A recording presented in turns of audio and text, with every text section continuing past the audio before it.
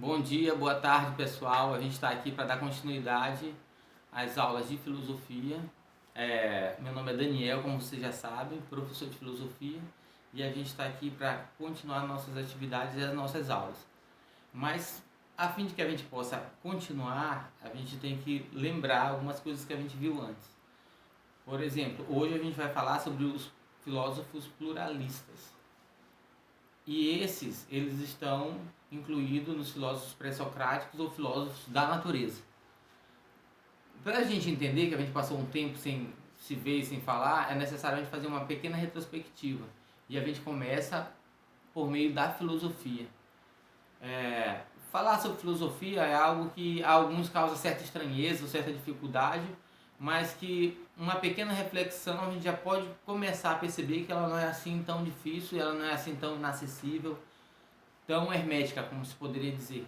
Não, ela é acessível, ela é fácil de se compreender se a gente começar da forma correta. Por exemplo, filosofia está relacionada com o pensamento. Se a atividade do matemático são os números e a atividade do geógrafo está relacionado ao estudo do planeta e seus fenômenos, e o biólogo dos vírus, bactérias, animais e os seres humanos, em sua estrutura biológica e fisiológica, a filosofia trata de uma única coisa, tem um único elemento, que é o pensamento.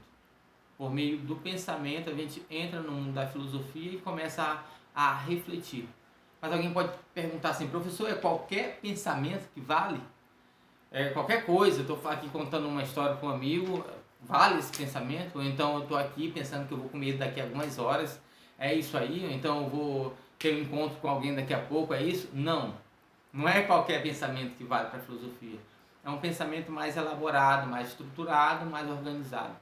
Por exemplo, é só pensar que você vai encontrar com alguém numa reunião com o teu professor, uma reunião com a diretora, ou uma reunião dentro da tua comunidade, você tem que organizar. Você vai falar dentro da tua igreja, por exemplo. Quando você vai falar, você não fala de qualquer jeito. Você tem que falar de tal forma que as pessoas possam te entender.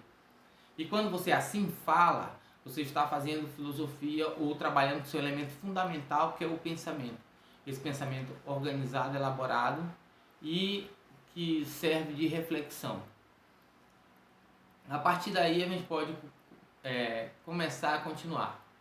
A gente lembra também de, além desse pensamento base, dessa estrutura básica da filosofia, que é o pensamento, a gente tem um outro dado também. Quem pode ser um filósofo? Qualquer pessoa pode ser um filósofo. Porque se um matemático precisa fazer o curso de matemática e o professor de português tem que fazer letras, geografia, para se tornar filósofo basta aprender a pensar e ter a capacidade de ser crítico nos seus pensamentos de forma ordenada e organizada, elaborar cada um deles. Só para vocês terem uma ideia, vocês que me ouvem, cada um desses alunos que estão aqui me ouvindo, pensam uma estrutura da Organização Jurídica Nacional, o Supremo Tribunal Federal, o STF. Lá estão os ministros, que são os juízes dos juízes, para vocês entenderem, a gente pode falar assim. E nesse ponto a gente percebe um dado bastante curioso e interessante. Lá, esses juízes que são escolhidos pelo presidente da República e estão lá para julgar todos os casos que os outros tribunais não deram conta, a gente pode dizer assim, e para também defender a Constituição, esses juízes eles não precisam sequer serem advogados, para vocês terem uma ideia. O presidente pode escolher entre os civis qualquer pessoa que ele entenda que está habilitada, que está preparada para exercer essa profissão, essa função. É como se fosse um filósofo, exatamente isso. Para ser um filósofo, você tem que ter a capacidade de organizar seus pensamentos logicamente e de não cair em contradições, e de não achar que tudo é certo, não achar que tudo é errado e pensar igual todos pensam. Você tem que tentar ser mais autêntico, criticar o que lhe aparece, saber se está certo assim como estão pensando. Nem tudo vale a pena. Se você tiver essa capacidade de sentir, você começa a se tornar um filósofo. Entende? Então não precisa fazer o curso de filosofia para ser filósofo. Isso é um dado importante que a gente pode dizer. Agora vamos lá. A história da filosofia, como a gente viu, ela começa com os filósofos da natureza, mas só que antes dele teve a questão dos mitos, que vocês devem lembrar também. O que eram os mitos? Os mitos eram uma resposta dos seres humanos de 10 mil anos até 2 mil anos atrás para todos os fenômenos que ocorriam na natureza e para os quais ele não tinha uma resposta definitiva. Por exemplo, por que se morre? Por que se envelhece? Por que chove? Ou por que as pessoas são boas? Ou por que são más? Ou por que existe injustiças no planeta entre as pessoas? Por que a relação entre os homens não é sempre a melhor possível? Ou por que uma determinada árvore de uma determinada espécie gera um fruto daquela mesma espécie, não de outra forma? Por exemplo, para vocês entenderem, uma mangueira, ela vai ter sempre uma manga, ou uma macieira, uma maçã, e assim sucessivamente. A natureza ali nunca se engana. Então, para o mito, ele tentava explicar exatamente por que a natureza era assim, desse jeito, porque ela também é organizada, porque ela se estrutura desse jeito. Então, o mito vai explicar por que as coisas são assim, desse modo. E o mito tem uma estrutura meio que religiosa, nós podemos pensar assim. Porque uma vez contado, só cabe aos ouvintes daquela comunidade acreditar nele. Eles não têm a opção de, eu ouvi um mito agora eu vou pensar, ter uma ideia inusitada. Não, não é assim, eu vou mudar esse mito. Uma vez contado o mito, você precisa acreditar nele e assim você vive bem. Não há espaço para outro tipo de reflexão, não há espaço para outro tipo de pensamento. E assim viveram os seres humanos de 10 mil até 2 mil anos atrás. Dois não, na verdade os primeiros filósofos apareceram 700 anos antes de Cristo. Somando com os 2 mil anos depois de Cristo até aqui, dá 2.700 anos. Então, a grosso modo, a gente pode dizer que os seres humanos passaram 7 mil anos acreditando só e apenas nos mitos, e a partir daí começou a ter uma mudança no sentido de querer ter uma explicação diferente para o sentido dos fenômenos que acontecem na natureza e na relação entre os homens. Começaram a querer saber. No entanto, a primeira explicação que eles deram foram os mitos. E neles se acreditou por muito tempo até que começaram a aparecer os primeiros filósofos. E o que eles contestaram, os primeiros filósofos? E o que eles queriam saber? Então vamos lá, vamos organizar. Os primeiros filósofos aparecem nesse contexto de que os fenômenos naturais são obras dos deuses que fazem com que tudo possa existir. Por exemplo, na Grécia, uma pessoa quando morria ia para o Hades, né? Que hoje se chama de inferno, que nada mais é do que, numa outra leitura, a sepultura. Bora facilitar ainda mais, o cemitério. Foi pro Hades, foi lá pro buraco no cemitério, só para ter uma ideia. As pessoas iam para a guerra, e aí quem que ia acompanhar na guerra? Tinha o deus da guerra, salvo engano aqui, Apolo, né? E deusa do amor, Afrodite, e assim sucessivamente. Para cada questão que existia na vida, havia um deus que gerenciava aquela parte. O deus da pesca, da caça, e assim sucessivamente as pessoas davam oferendas a eles, e essa história todos vocês já conhecem, porque não mudou muito por meio de outras religiões. E por que eu falei a palavra religião? Porque mito e religião estão sim relacionados. Mito e religião, eles se confundem. Não se confunde, por exemplo, com filosofia. A filosofia tentou sair daí. E é nesse contexto de mito com religião que a filosofia aparece, os primeiros filósofos aparecem para tentar dar uma resposta diferente a tudo que acontecia. Então, para vocês entenderem bem como isso funcionou, eu vou colocar aqui um primeiro conceito, que é o conceito de arqué. O que era arqué para os filósofos pré-socráticos, os filósofos da natureza, para os filósofos antigos?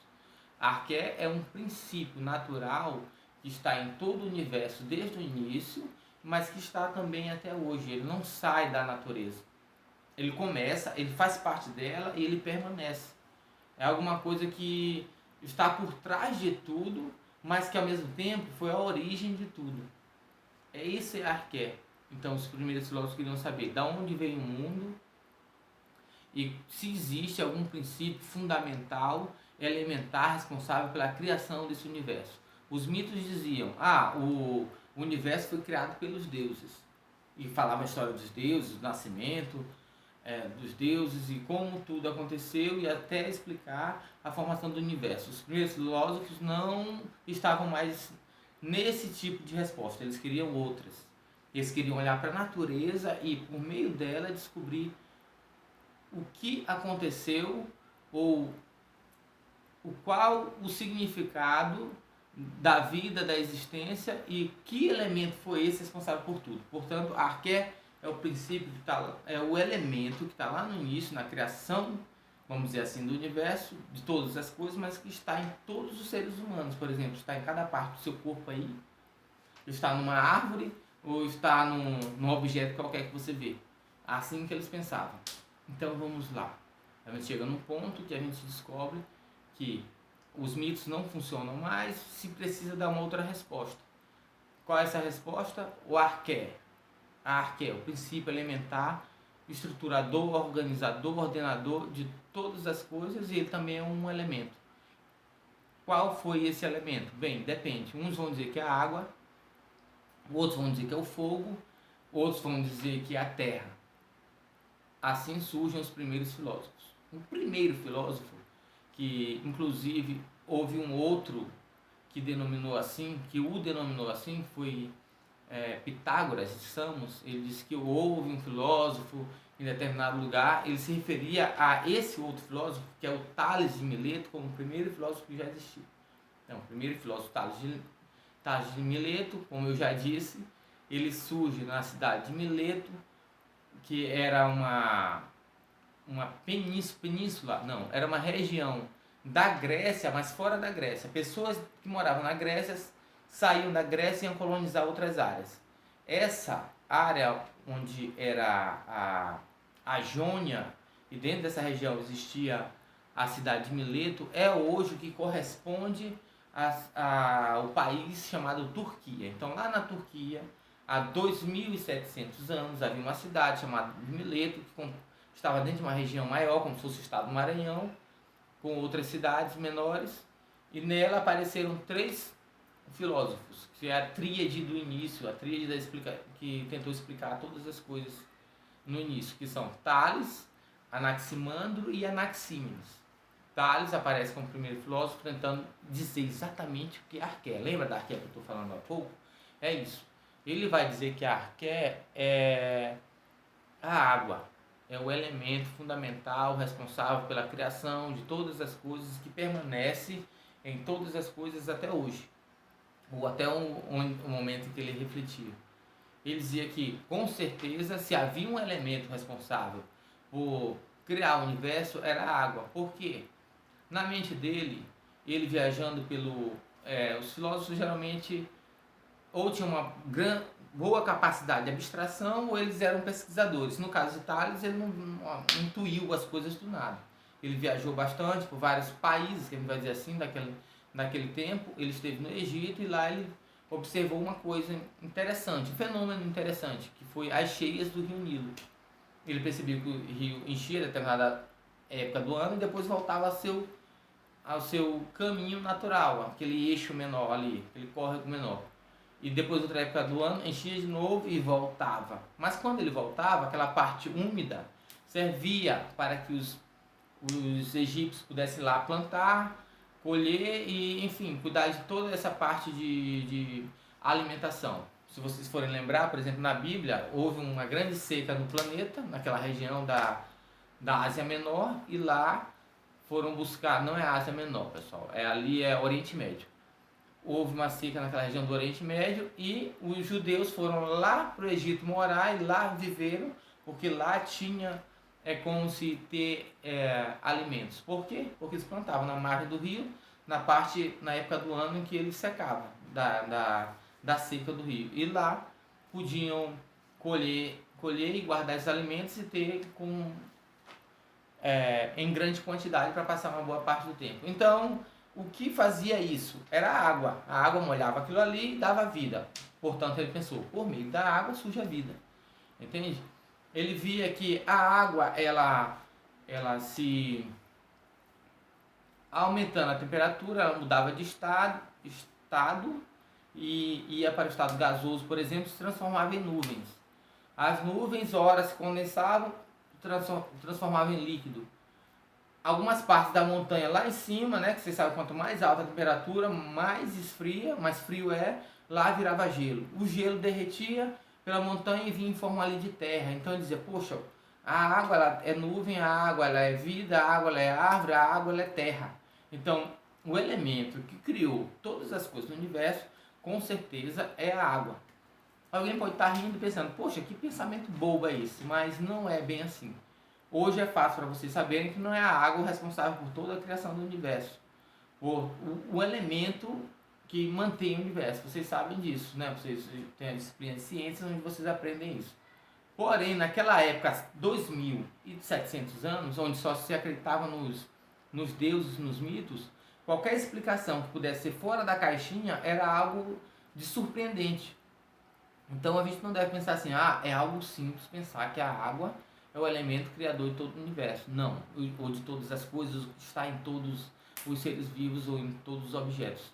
Não, é um pensamento digno de respeito daquela época, porque demonstrou uma mudança de pensamento, uma mudança de paradigma, que foi responsável também pela virada no pensamento humano. Com Tales, os seres humanos começam no lado ocidental, é claro, né, da Europa para cá, a ter uma forma diferente de pensar que está até hoje, chega até os nossos dias. O segundo filósofo, vou falar mais rápido porque a gente vai ter que falar do nosso tema hoje, que é a escola pluralista. Então, o segundo filósofo é Anaximandro, também da cidade de Mileto, viveu ali por conta anos 600 ou 500 anos de Cristo, portanto há 2.500 anos, portanto há muito tempo, e ele era discípulo, aluno de Tales, e Anaximandro não podia discordar mais do professor dele. Ele disse não, o elemento fundamental, organizador, originador, ele origina, ele cria, mas ele também está dentro desse processo, não é a água. Esse elemento é o apeiron. Aí alguém pergunta, professor, mas o que é o apeiron? Nem ele sabia, pessoal. Parece engraçado, mas é exatamente assim. Ele usou, enquanto Tales usa a pesquisa, vai lá no Egito e tudo, e tenta dar uma explicação mais elaborada, mais racional, mais elaborada, porque racional todas foram. Anaximandro usa a intuição e diz, foi o apeiron. O que é o apeiron? O apeiron, né? Dependendo da tradução aí, eu fico com apeiron. Ele achava que o apeiron era o indizível. Indizível, o inominado, era aquilo que ele não conseguia explicar o que era. Alguém explicando o que ele pensava dizia que seria algo etéreo, como o éter, uma substância que você coloca na mão, ela evapora e desaparece.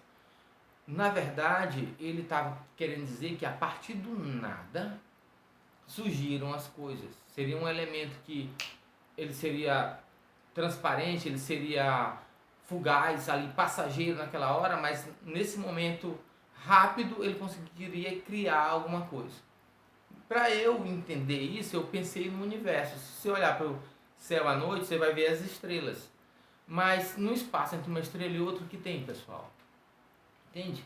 Você não consegue ver nada. Mas só que existe um mecanismo chamado de gravidade, de forças gravitacionais, de atração entre esses corpos, estrelas, planetas, que mantém. Talvez olhando para cima e vendo todos aqueles objetos suspensos no ar, de um lado para o outro, deve ter alguma coisa de onde eles surgem. Então ele tem a ideia, o apeiron, não consigo dizer o que é, mas é a partir desse nada que surgem as coisas. E ele estava lá no início, e não consigo mais ver ele, eu só consigo percebê-lo por meio do movimento dos astros, mas ele foi responsável por tudo. Essa sacada de Anaximandro, ela nos leva muito para a questão da religião. Então, nesse ponto, eu queria que vocês pudessem observar que é fácil perceber a ligação entre as primeiras explicações filosóficas de um lado, acompanhadas ao mesmo tempo de explicações religiosas. Então, o mito está aqui e não é assim, mito, e começa a existir logo a filosofia. Eles dois caminham juntos, eles dois estão juntos, e vai levar um grande processo, vai ter um grande processo, vai levar um grande espaço de tempo até que eles possam se partir, se separar em definitivo. Então é por isso que eu digo, os próprios filósofos pré-socráticos ainda tinham sim uma cabeça voltada para a visão mitológica do mundo. Não é difícil, às vezes, você perceber que ele começa a explicar que é o fogo, aí começa a explicar que o fogo surge a partir é responsável pela criação da alma, que depois essa alma desaparece, volta pra... Entende? Eles tinham essa mistura entre religião, entre visão mitológica e filosofia, mas eles tiveram a primeira sacada de tentar começar a sair desse processo. Então vamos lá. Terceiro e o último filósofo de Mileto. A gente já viu, a gente está fazendo aqui uma retrospectiva. Foi Anaxímenes. Qual foi a grande sacada de Anaxímenes? Aluno de Anaximandro. Ele viu que o primeiro filósofo tinha dito que o elemento fundamental era a água, o segundo diz que é o apeiron, um é um objeto, algo identificado que se pode ver, que se pode tocar, água. O outro, o filósofo, o outro aluno de Tales diz, não, é algo que eu não consigo dizer em nome nada, indeterminado, mas ele está lá, entende? Um é algo concreto, o outro é algo abstrato. O que o Anaxímenes faz? Melhor sacada de todos. Bem, isso não é... A arqué responsável, o elemento originário de todo o universo, não pode ser algo tão diluível quanto o apeiron, não pode ser algo tão sólido quanto a água, tem que estar ali no meio do caminho. Entende? Não pode ser algo tão observável, tão concreto, tão tocável como a água, mas não pode ser algo tão abstrato, tão surreal, tão transparente, tão fugaz e passageiro quanto o éter do apeiron. Então tem que ser algo que esteja no meio termo. O que ele diz que é o ar, que é o ar. Exatamente isso, identifica o ar. Não é algo tão concreto, mas ao mesmo tempo não é algo que a gente não possa identificar. Então ele diz o ar para Anaxímenes, terceiro filósofo da escola de Mileto. Eles eram também conhecidos como Milésios. Vai identificar o elemento fundamental, criador, originador de todas as coisas que permanecem até hoje, ou até aquele tempo, né, como ele imaginava, era o ar. O ar é responsável por tudo. Por meio do ar, o ar a gente percebe, ele está em nuvem. O ar, depois de nuvem, ele se condensa e se transforma em água. A água, segundo eles, achavam que podia se transformar em terra. Da terra nasciam as plantas, da planta a vida, entende? Então, era uma forma diferente, nova de pensar, inovadora, para explicar, fora dos mitos, como surgiu a vida, como surgiu o universo e como esses processos naturais podem ser mantidos até aquela hora. Entende? Então é assim, eles partindo do pressuposto de que o universo foi criado. Alguém pode dizer, não, o universo sempre existiu. São duas explicações que nenhum dos dois podem ter qualquer certeza. Ah, o universo sempre existiu. Como pode uma coisa existir sem nunca ter tido um começo? Sempre existiu. Como pode existir sem nunca ter tido um começo? Ah, então ele teve um começo em algum momento. Como pode uma coisa ter um momento, começar a existir a partir de um momento, se não existia nada? Implica dizer que ela surgiu do nada. Então, como pode uma coisa surgir do nada? Nenhuma das duas explicações alguém consegue provar. A gente está aqui hoje, ano de 2020, e nem cientista nenhum, astrônomo nenhum pode dizer categoricamente que surgiu do nada ou que sempre existiu. Existem muitas explicações, mas nenhum consegue chegar a um ponto definitivo. Nesse momento agora, a gente vai para a próxima escola filosófica dos pré-socráticos, que é a escola pluralista, escola dos pré-socráticos. Essa escola tem uma característica bastante peculiar, que é acreditar que talvez não fosse um único elemento, mas a junção de vários elementos que formou todas as coisas. Vamos começar para Anaxágoras. Para Anaxágoras, ele concebia a existência de 4 elementos, a partir dos quais eles, unidos uns com os outros, formariam toda a estrutura do universo. Quais seriam esses elementos? Terra, água, ar e fogo. Terra, água, ar e fogo. Esses 4 elementos eram responsáveis por se unirem, passarem por diversos processos de transformação e irem criando o corpo dos homens, dos animais, as folhas, as plantas, os rios, enfim, a água, a terra, enfim, a água e terra são dos elementos originais. Esses elementos combinados criariam todas as outras coisas, como as árvores, animais, os frutos, os alimentos e todos os outros objetos. É uma visão um pouco diferente, porque ela já se afasta daquela que o objeto seria unitário. Esse daqui ele já pensa, não, por que tem que ser só a água? Ou por que tem que ser só a terra ou só o ar? Não, pode ser os elementos iniciais são esses: terra, água, ar e fogo. Imagina a terra totalmente limpa. Imagina um deserto. No deserto você consegue ver, sentir o ar, tem a terra e o calor ali vai dizer que é o fogo, o calor do sol. E aqui ali se encontra um oásis para dizer que tem água. Se você pensar uma terra simples, tirada de todas as coisas, você vai observar esses 4 elementos. É exatamente isso que ele fazia. Ele observando a natureza e dizia, bem, se eu tirar tudo, sobra 4 elementos. Então, foram esses elementos responsáveis pela criação de tudo. Essa é uma explicação até bastante simplista e simplória, eu posso dizer para vocês. Então, assim a gente pode caminhar para o próximo filósofo, foi Empédocles. Empédocles, ele concebeu a existência de estruturas mínimas. Então, ele não está falando de terra, água, ar e fogo. Ele está falando de estruturas que ele não sabe dizer quais são, mas elas são mínimas e são múltiplas, como peças de um quebra-cabeça que se unem para formar um desenho de uma escola, de uma pessoa, de um cavalo, de uma árvore. Ele concebeu essas estruturas. Mas tinha um problema nessas estruturas, elas não eram uniformes, no sentido de que não eram só de um tipo, de uma espécie. Para Empédocles deveriam haver várias estruturas, a partir das quais se uniriam e formariam o universo, formariam todas as outras. Um pensamento interessante também. Aí a gente já está 300 anos antes de Cristo. Perceba que a gente vem evoluindo. E Empédocles tem um discípulo, e esse discípulo eu preciso olhar o nome dele, pessoal. Vamos olhar o nome. Empédocles Leucipo.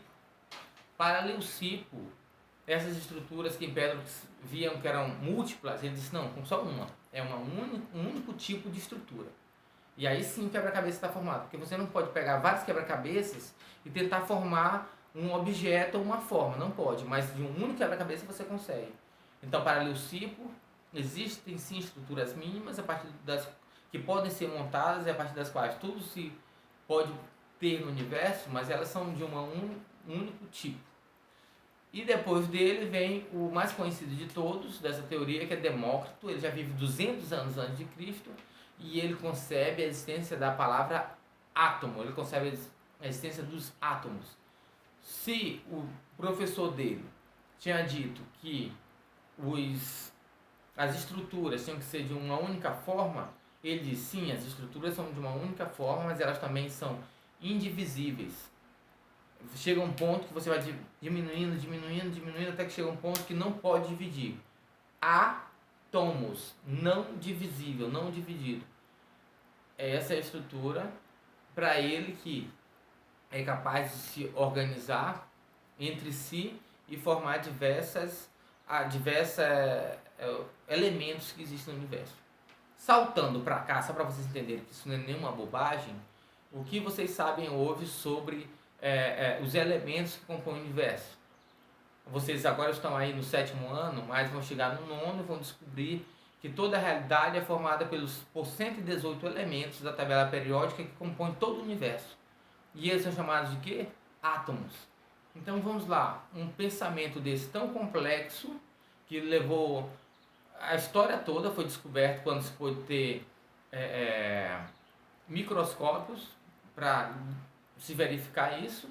Ele, Demócrito, só com a intuição dele, 200 anos antes de Cristo, sem uma luneta, sem uma lupa, sem um óculos para observar melhor nada, intuiu que existe uma estrutura capaz de, mínima possível, o átomo, capaz de se relacionar, se grudar uns aos outros e formarem outros elementos até formarem os objetos. Então foi uma grande sacada. Ele dizia que era só um tipo de elemento. Hoje a gente tem descoberto 118. Quem sabe não existam mais. Porém, o fundamental, encerrando aqui essa aula, é que vocês pensem que o filósofo é aquele que, usando seu pensamento, tenta desvendar os mistérios mais difíceis da natureza e do próprio ser humano. Não é só a natureza, não. O próprio ser humano é objeto de interpretação do filósofo. Então, usando de sua intuição, ele tenta destrinchar e descobrir como é a natureza e como é também, como outros, a condição humana, usando apenas seu pensamento. O que ensina pra gente que a gente hoje também, tendo calma em determinadas horas, parando um pouco de olhar tantas informações que talvez não nos pertençam e tirando um tempo para pensar, a gente consegue também usar de forma muito melhor a nossa mente, de forma mais responsável e melhorar a nossa relação com os seres humanos e com os nossos amigos mais próximos entre nós. Então é isso que eu tenho para dizer hoje e até a próxima aula. Valeu, obrigado.